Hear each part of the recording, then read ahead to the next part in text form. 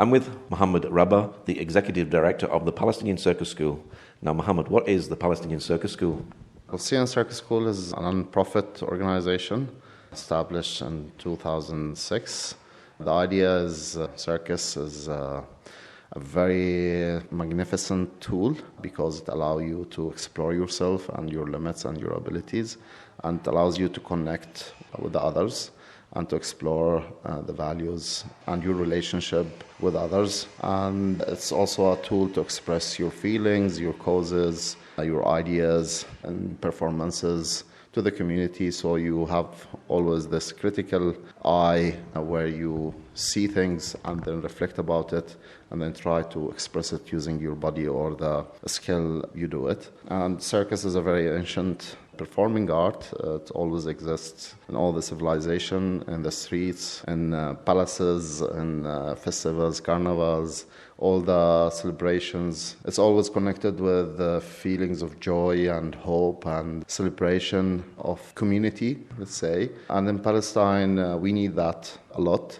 especially for youth and children. We always need to bring these feelings of joy and hope and expressions and to messages of that you can do things with your bodies, with your minds. And to do that, we need an organization that can support young people to be in a safe space where they can feel safe from one hand, although all the external factors related to the oppression they live in, related to the occupation, related to the injustice, 75 years and maybe more of injustice the Palestinian people have been going through. So this is a very deep traumas and very deep oppression. And if you are a young person or a child, you need to feel safe. And then to feel safe and then to believe in yourself again and to practice things, make mistakes without being judged, without being labeled as a failure, without being labeled with any social stigmas related to your background, related to your body shape, related to your class. So everybody under circus tent are equal and everybody can do something to the group. It's collective work most of the time. So that's the idea, the origin of the idea, to establish an organization that can make this safe space for young people to discover and explore their potential and what they can contribute to the community with their expression. And the idea started from there, with a long story since then. Yeah. How did this actually start off? How did it start? So Shadi, the founder, he has a theater background and always was fascinated with circus, that this is something that we need to develop more in Palestine. And he met with Jessica from Belgium. And Jessica also had experience with using circus as a tool to work with young people and communities in Lebanon and other places. And they met in Palestine, and they both had the same idea that they wish to do this organization. And they started, let's create a show, a circus show. And they created a circus show about the apartheid wall, the segregation wall in Palestine that was built by the Israeli and separated Palestinian families and friends and land from each other. And it was a show, they trained a group of youth on the skills needed to do the show. And then the creation was called Circus Behind the Wall. It's a theater circus show about the apartheid wall that was built by the Israelis in Palestine, and then how circus artists can jump over the wall to connect with each other, to create and maintain the Palestinian unity, although that wall. And that show toured for 3 years in Palestine and in Europe in many places. And the same youth who were in the show, they started in 2008 to teach other kids. They gained the skill, now they want to transfer the skill to other kids, and that was the start of our educational program and social circus program. We started to offer classes in Jenin, in Hebron, in Bethlehem, in Nablus, in Ramallah. And at the same time, more creation are coming and so on. And that was the basis of our two main programs at the moment. The social circus education program, where we offer weekly classes for around 360 kids and youth, including children with disabilities and also women and girls. And we train trainers also, so they can also be multipliers in their community and lead their circus trainings there. And on the other side, we have the artistic program, where we organize shows, tours, develop capacities for people who wish to be artists, circus artists in the future, host residencies, exchange with international artists in the field of circus. So we host shows from abroad and we send shows to tour in the world. Like next week, our artists are going to Lithuania, participate in a festival there. Last year we were in a tour in Belgium and in a festival in Hungary. 2018 we were in the UK. We performed there with the Roundhouse. So that's how things developed. In 2010 we got our venue that we are using now. It's in Birzeit. It's a lovely old building that we renovated with support from the Belgian government. And we bought our tent. We have a circus tent in our venue that we use for our training and shows and so on. Last year we did 99 shows in Palestine and 24 shows abroad as an example. Without a show that we produced with a British company called Incandescence. We had a cooperation with them, a group of 13 artists from that company came to Palestine and they cooperated with 23 artists. So we are talking about a huge crew.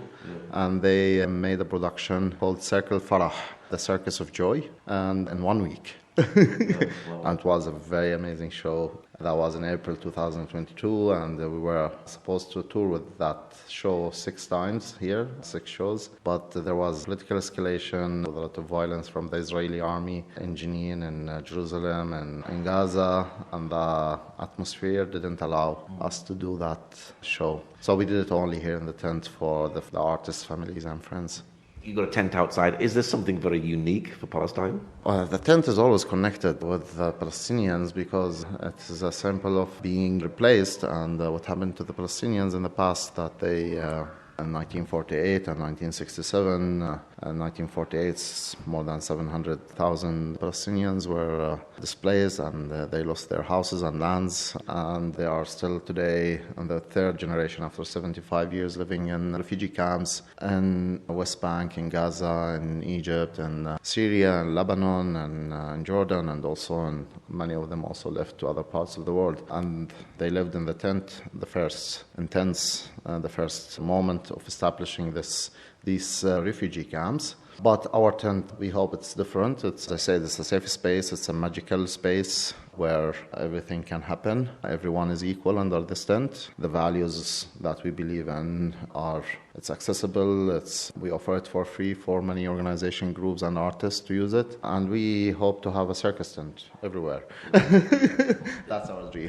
Do you have students that go out into professional circuses around the world? Yes. So with our artistic program, many of the people come to that are coming from who were students with the educational program most of the time, or people who developed somewhere else some skills, and they come here, they engage in different programs, and we cooperate with different circuses, especially in Europe and in the UK, and we have partnerships with many of these, whether it's social circuses or professional circuses, and then we try to design projects that we can exchange, for example, to do a youth exchange or artistic exchange, or they can host one of our artists, or at the moment we have 5 artists that we send to Europe through a European Solidarity Corps program where they go and volunteer at circus schools in Europe. We are part of FIDIC network, which is a network for professional circus schools. We are part of Caravan network, which is a network for social circus schools. Yeah, and these networks are always a place for exchange, opportunities for our artists and for also artists from there who come here and engage with us. And we believe this is a very important aspect because circus is about mobility, it's about freedom of mobility, it's about freedom of expression, it's about cultural exchange and exposure and understanding different perspectives and so on. And Palestine is an isolated place by the status quo and the geopolitical situation caused by the occupation, and supported by many international countries who want to make justice for the Palestinian people. So as a Palestinian person, it's very difficult for you to travel, and very difficult for you to travel to your surrounding, the Arab countries. You cannot go to Lebanon, you cannot go to Egypt, you cannot, the only access for us is Jordan. I have to be 40 as a male to go to Egypt, for example. So I'm not a young person anymore to go and explore the Egyptian culture and make connection with Egyptian people. And if you can do that, there is no funding to do programs with your surrounding regional programs to connect with Lebanese organizations and youth, with Syrian, with Yemen, with Saudi Arabia, with Jordan. There is no governmental or regional fund. There is very few, to be honest, to do that, and it's very competitive. The funding comes most of the time from Europe for such programs. And for Europe, then you have another issue, which is the visas. The UK, you have the visa issue. And for a young person, if you are a student or you are out of job or you are freelance, it's really difficult to get the visa. So our role as an organization is to facilitate this process of mobility for artists, to get the visa, to get a place where you can be safe, you develop as a person and as an artist, and then bring that back to the community. We organize youth exchange, for example, for our youngsters, and that's a moment where they are exposed to different culture. Because although we, Europeans, for example, or people from the West, can come to Palestine, but to create a moment of dialogue, intercultural learning, this is a process that should be designed. It's not a process that you come as a foreigner and look at us as victims or as poor people or as people who are in need for help. No, we need to create a moment for our youngsters to be in an equal space to talk about their identity, about their history, about their culture, and to allow this dialogue with others. What sort of skills do you teach in the tent?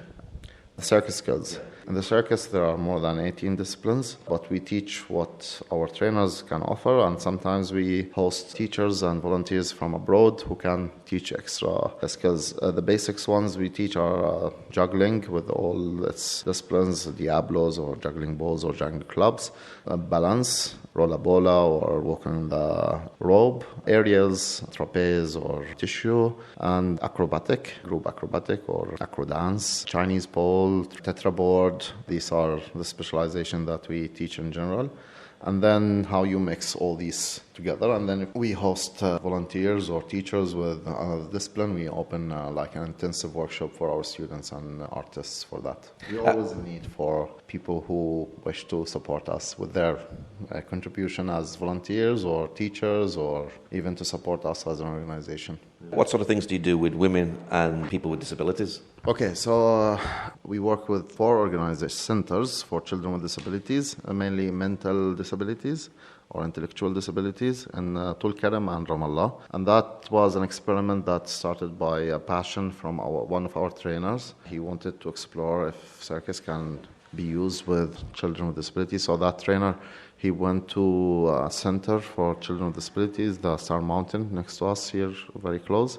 And he spent 6 months researching and studying what kind of activities we can design to work with those children. And then we connected with some organizations in Germany and Belgium who supported us to build our capacity in that. They have experience in that. And then we designed the program, and since then we offer them weekly classes, and they do a performance at the end of the year. That is for the community.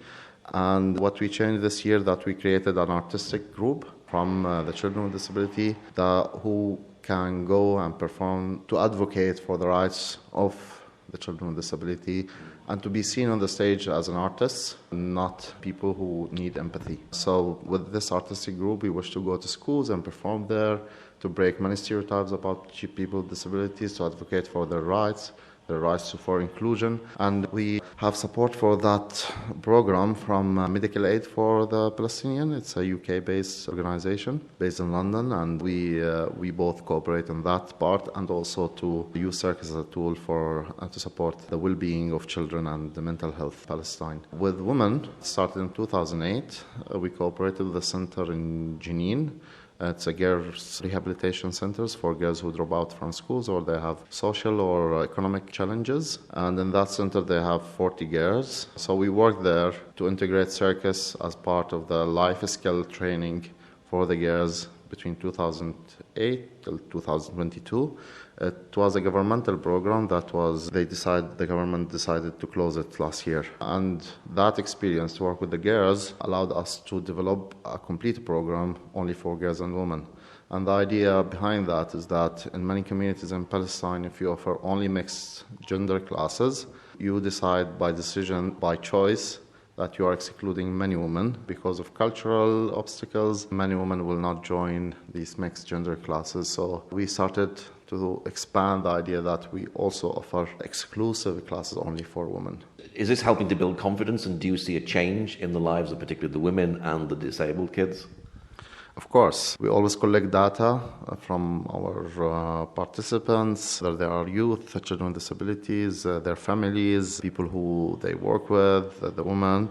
And the data is showing an amazing indicator that our work, the engagement, people in the activities, and the more important, how you do things, how you do the classes, what values you bring there when you do the class, has a great influence on the participants, whether it is related to their well-being, related to their reflection about themselves and about their relations with others. Like many data shows that for the kids, for example, their sense of collaboration increased, or their awareness of their bodies and their well-being. So there is a lot of data shows the great influence and impact of our work. But yeah, it shows also that the way we do things is more important than the things that we do. And this is very important because when the kids come here, it's not a top-down approach. You instruct them what to do. It is a collaborative, participatory work that both the trainer and the children are all equal,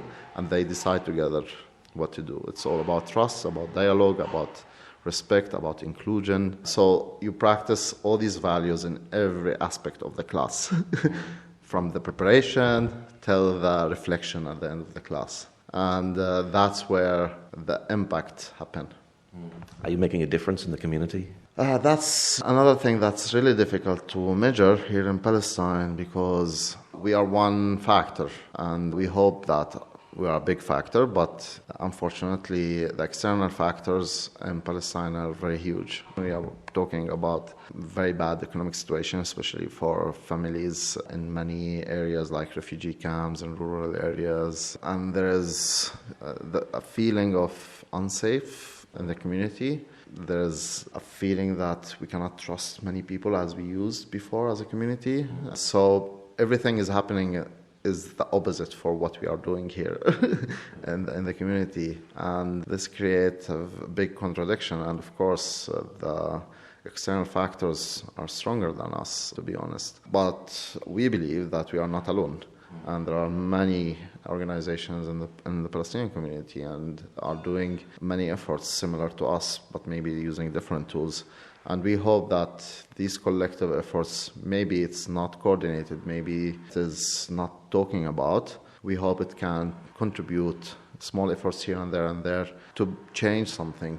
At least what really matters is to give some hope for the people, for the next generation, because this is the most dangerous thing. And this is the most failure for us as organizations, as institutions, as government, as decision makers, is to leave young people without hope, because that means these young people cannot look into the future. These young people cannot be the ones who decide in the future. These young people can take radical actions toward themselves and hurt themselves and hurt the ones that they love, and they love them. We need to talk about it a lot. Hope. How to bring hope in such stupid reality. And what's your website, Facebook page for people who'd like to know more? Yes, we have a website, palcircus.ps, and we are on Instagram, the Palestinian Circus School. We are on Facebook, also the Palestinian Circus School. Soon in TikTok also. Yeah, please follow us. And if you wish to donate, we have a section on our website to donate and support scholarships for our students and artists. Thank you very much. Okay, Mohammed, thank you very much. Thank you.